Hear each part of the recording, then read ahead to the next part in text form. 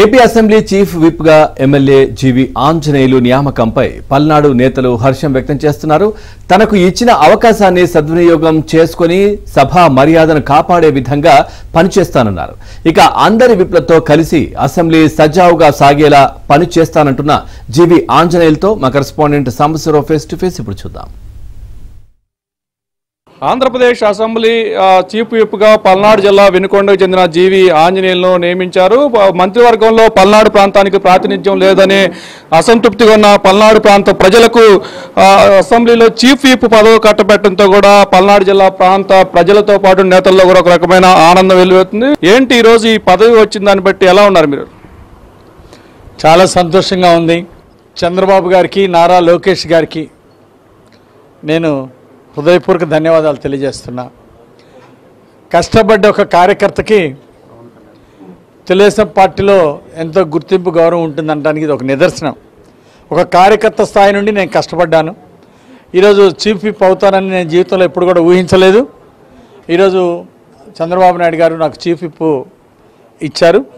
ఈరోజు చంద్రబాబు గారు, నారా లోకేష్ గారు నాకు ఈ అవకాశం ఇచ్చింది జీవితంలో ఎప్పటికీ నేను మర్చిపోలేను.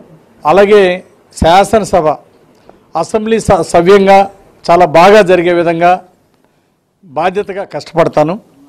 అలాగే ఈరోజు విప్పులుగా నియమితులైన అందరికీ కూడా పేరు పేరున నేను హృదయపూర్వక అభినందనలు తెలియజేస్తున్నా.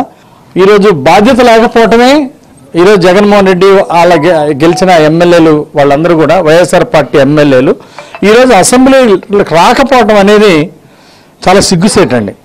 దానికి కారణం ఈరోజు ప్రజా సమస్యల మీద వాళ్ళు మాట్లాడటానికి ఒక వేదికగా వాళ్ళు ఉపయోగించుకోవచ్చు, ప్రజా సమస్యల మీద అసెంబ్లీలో పోరాడచ్చు. ఇవన్నీ వదిలేసి కేవలం అతను చేసినటువంటి తప్పులు, గతంలో అనేక తప్పులు చేశాడు జగన్మోహన్ రెడ్డి, వ్యవస్థను సర్వనాశనం చేశాడు. అలాగే ఆ రోజు ముఖ్యమంత్రిగా ఉండి ఎన్నో ఘోరమైన తప్పులు చేశాడు, అవినీతి చేశారు. ఇవన్నీ కూడా అట్లాగే ఆ రోజు అభివృద్ధిలో కుంటిపడిపోయింది.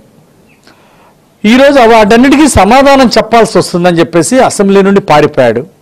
అసలు ఇంత పిరికివాడని చెప్పేసి ఈరోజు అందరూ ప్రజలందరూ కూడా చెప్పుకుంటున్నారు.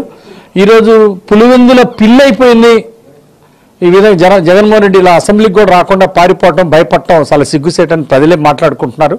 జీవి ఆంజనేయులు గారికి ఈ చీఫ్ విప్ పదవి రావడం అనేది పల్నాడు ప్రాంత ప్రజలందరూ కూడా సంతోషంగా ఉన్నారు.